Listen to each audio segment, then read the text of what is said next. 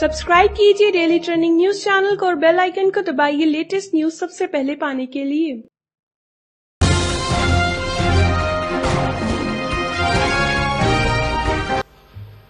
अब जो ये हुआ है, जो इन्होंने कल किया है,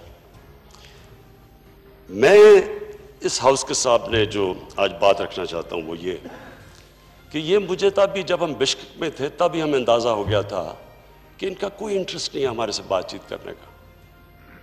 और मैं जो सस्पेक्ट करता था वो चीज कल सामने आ गई। ये जो कल इन्होंने किया है ये कोई एकदम प्लान करके नहीं किया, ये इनके इलेक्शन का मैनिफेस्टो था। और ये अगर आप देखें तो ये इनकी आइडियोलॉजी है।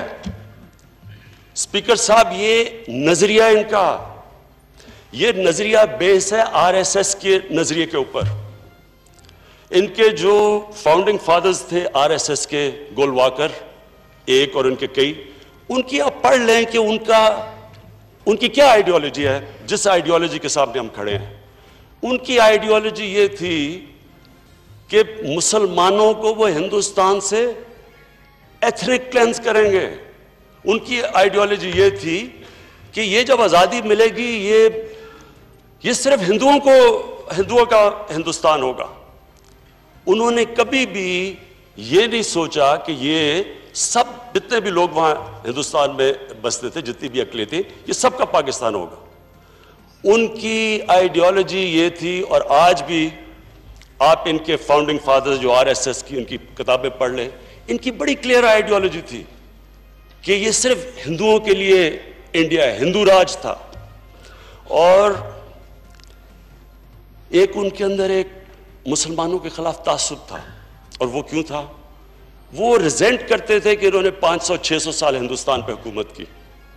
और जब अंग्रेज जा रहा था तो ये सोच रहे थे कि अब वक्त आया है कि मुसलमानों को हम हिंदुस्तान में दबा के रखें, सेकंड क्लास सिटीजन रखें। स्पीकर साहब, आज हम कायद-ए-आज़म मोहम्मद अली जिन्ना को ट्रिब्यूट पे करें, क्योंकि वो पहले इंसान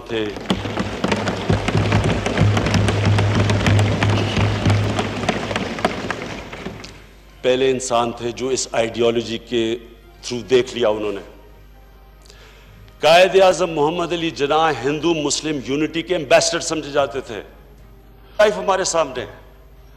समझने की बात यह है कि कैसे कायद-ए-आज़म जैसा इंसान जिसके लिए जो इस सब चीजों से ऊपर थे, वो आजादी चाहते थे अंग्रेज से, क्या वजह थी कि कायद-ए-आज़म जैसा इंसान आखिर में उसने फैसला किया कि पाकिस्तान बनना चाहिए।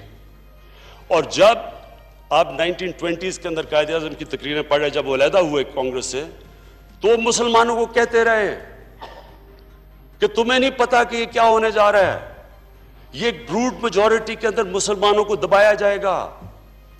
तुम अंग्रेज की गुलामी के बाद ये हिंदू राज की गुलामी करोगे। ये कायद-ए-आज़म की आप तकरीरें आज भी आप पढ़ें। हमें लोगों को बताना चाहिए कि वो कितना बड़ा ज़हन था जो समझ बैठा था कि किस तरफ जा रही है गेम। कायद-ए-आज़म मायूस होकर इंग्लैंड गए, वापस आए।